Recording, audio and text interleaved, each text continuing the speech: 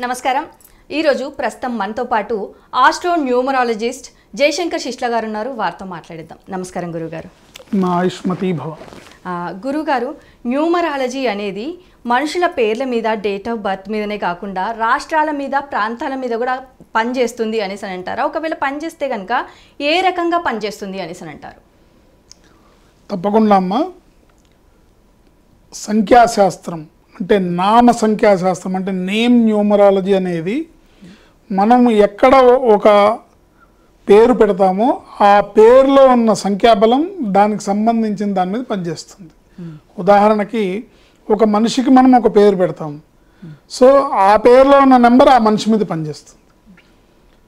లేదా మనం పెంపుడు జంతువులకు కూడా పేర్లు పెడుతుంటాం, వాటి మీద కూడా పనిచేస్తుంది. లేదా మనం ఒక వ్యాపార సంస్థ పెట్టుకొని వ్యాపార సంస్థకి పేరు పెడతాం, దాని మీద కూడా పనిచేస్తుంది. లేదా మనం ఒక వస్తువు ప్రోడక్ట్ తయారు చేస్తున్నాం, దానికో పేరు పెడుతున్నాం, దాని మీద కూడా పనిచేస్తుంది. ఓకే, నోకియా అనే నెంబర్ నోకియా ఫోన్ మీద పనిచేస్తుంది. ఎయిర్టెల్ అనే పేరులో ఉన్న నెంబర్ ఎయిర్టెల్ మీద పనిచేస్తుంది. ఏమ్మా, అట్లాగే ఊర్ల పేర్ల మీద, రాష్ట్రాల పేర్ల మీద, దేశాల పేర్ల మీద కూడా ఈ నెంబర్ ప్రభావం అనేది 100కి 100 పాళ్ళు పనిచేస్తుంది. అయితే ఎలా పనిచేస్తుంది అంటే, పాజిటివ్ నెంబర్ ఉంటే సంతోషం, అందరూ అక్కడ అంతా ప్రాస్పరిటీ, సక్సెస్ అనేది వెల్లివిరుస్తుంది, అందరూ బాగుంటారు, సుఖ సంతోషాలతో ఉంటారు. బట్ నెగిటివ్ నెంబర్ ఉన్నప్పుడు మటుకు ఆ ప్రదేశంలో అదృష్టవంతులు ఉన్నా కూడా వాళ్ళ మీద కూడా ఈ నెగిటివ్ ప్రభావం పడి నెగిటివ్ పరిస్థితుల నుంచి ఇబ్బందులు ఎదుర్కొనే పరిస్థితి ఏర్పడుతుంది. అది ఒక ఊరు పేరైనా, ఒక రాష్ట్రం పేరైనా, ఒక దేశం పేరైనా.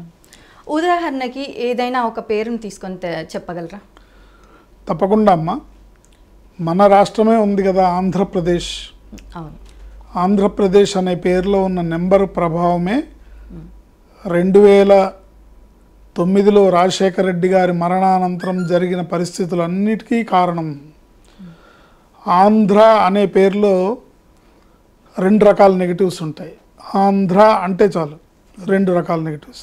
6 అక్షరాలు 1వ నెంబరు. 6 అక్షరాలకి 1వ నెంబర్ ఉంటే విధ్వంసము. ఇంకో పద్ధతిలో 18వ నెంబర్ ఉంటుంది. 18వ నెంబర్ని హై టెన్షన్ నెంబర్ అంటారు. ఎక్కడ ఈ 18వ నెంబర్ ఉంటే అక్కడ అభివృద్ధి కుంటుపడుతుంది, అక్కడ ఆర్థికపరమైన పరిస్థితులు కుంటుపడతాయి. ఆర్థికపరమైన అంటే ఫైనాన్షియల్ క్రైసిస్ అనేది, ఫైనాన్షియల్ లాసెస్ అనేది ఈ నెంబర్ ఎక్కడుంటే అక్కడ దాని మీద ప్రభావం చూపిస్తుంది. ఇది ఓన్లీ ఆంధ్ర అనే పదంలో ఉన్న నెంబరు. ఇకపోతే ఆంధ్రప్రదేశ్ అంటే మొత్తం 13 అక్షరాలు. ఆంధ్రప్రదేశ్ అనే పదంలో 13 అక్షరాలు ఉంటాయి. ఈ 13 అక్షరాల్లో ఉన్న సంఖ్యాబలం 63వ నెంబరు. ఈ 63వ నెంబర్ని 6, 3 కలిపితే 9 కదా అని అనుకోకూడదు.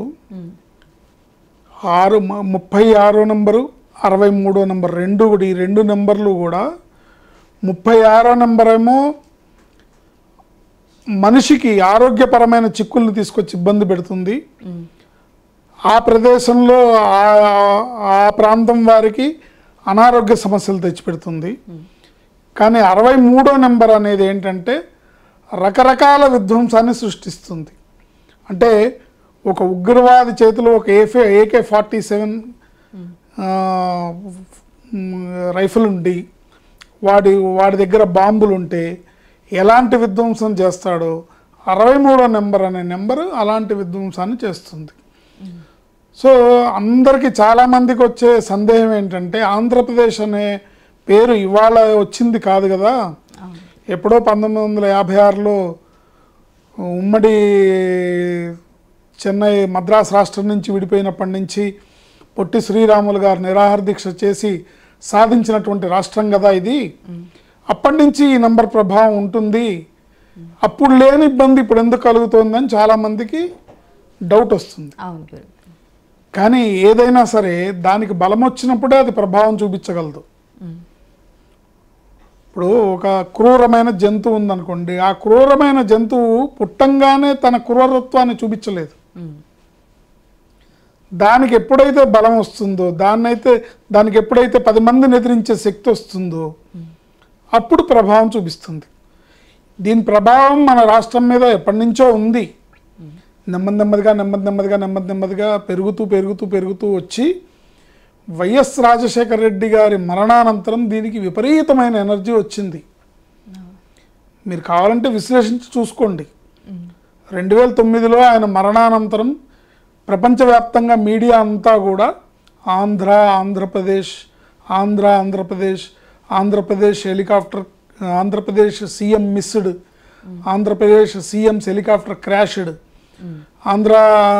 Andhra Pradesh CM dead in accident అని ఇట్లా ప్రపంచవ్యాప్తంగా 7 రోజులు ఆయన డెడ్ బాడీ దొరక్కపోవడం, కొన్ని 3-4 రోజులు ఆయన డెడ్ బాడీ దొరక్కపోవడము, దానికోసం గాలింపు చర్యలు చేపట్టడము, ప్రపంచవ్యాప్తంగా ప్రజలందరి దృష్టి కూడా ఈ సంఘటన మీద ఉండి అందరూ ఎక్కువ సార్లు ఉచ్చరించడం వల్ల దా నెంబర్కి బలం వచ్చింది.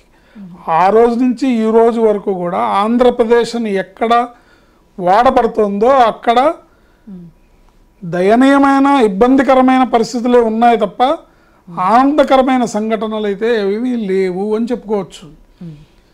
రాజశేఖర రెడ్డి గారి మరణానంతరం నెక్స్ట్ రోసయ్య గారు రావడం, కిరణ్ కుమార్ రెడ్డి గారు రావడం, తర్వాత తెలంగాణ అనే పదంలో ఉన్న బలమైన నెంబరు 30వ నెంబరు నిత్య కళ్యాణం పచ్చతోరణం తెలంగాణ పేర్లు, హైదరాబాద్ అనే పేరులో మంచి 25వ నెంబర్ అనే అద్భుతమైన ప్రాస్పరస్ నెంబర్. వీటి ఫలితంగా తెలంగాణ ఉద్యమం అనేది ప్రారంభించినప్పుడు, కేసీఆర్ గారు ప్రారంభించినప్పుడు అందరికీ అంత సెంటిమెంట్గా అనుకోలేదు ఎవరు కూడా. ఆయన మొదలుపెట్టారు అంటే తెలంగాణ ఉద్యమం ఎప్పటి నుంచో ఉంది, రజాకార్ల మూమెంట్ అప్పటి నుంచి ఉంది. కానీ దాన్ని అందరూ కూడా మనమంతా తెలుగు భాష ప్రాతిపదికన ఏర్పడిన రాష్ట్రం కాబట్టి ఎవరికి కూడా అంత గొప్పగా ఇది మా తెలంగాణ మాకు కావాలని పెద్దగా అనిపించిన సందర్భాలు తక్కువ. బట్ కేసీఆర్ గారు మొదలుపెట్టిన తర్వాత ఆ పదంలో ఉన్న బలము, ఈ పదంలో ఉన్న బలహీనత మొత్తానికి ఏమైందంటే రాష్ట్రం విడిపోవడానికి దారులు తీసింది. రాష్ట్రం విడిపోయింది. ఇప్పుడు ప్రాబ్లం ఏంటి? తెలంగాణ అనేది బాగుంది, ఇప్పుడు తెలంగాణ మందే, ఆంధ్రప్రదేశ్ మందే, ఇది ఉమ్మడి ఆంధ్రప్రదేశ్ రాష్ట్రం. కానీ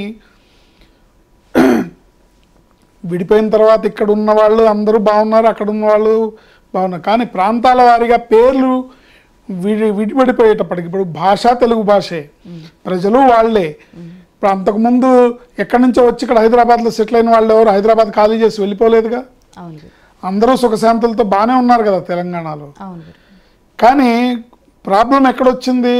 ఆంధ్రప్రదేశ్ అనే పేరులో ఉన్న నెంబర్ వల్ల ఆ ప్రాంతంలో ఉన్న ప్రజలు, ఆ 13 జిల్లాల్లో ఉన్న రైతులు, ఆ 13 జిల్లాల్లో ఉన్న రియల్ ఎస్టేటు, ఆ 13 జిల్లాల్లో ఉన్న ఇండస్ట్రియలిస్టులు, ఆ 13 జిల్లాల్లో ఉన్న సౌభాగ్యం అంతా కూడా రోజు రోజుకి తగ్గిపోతూ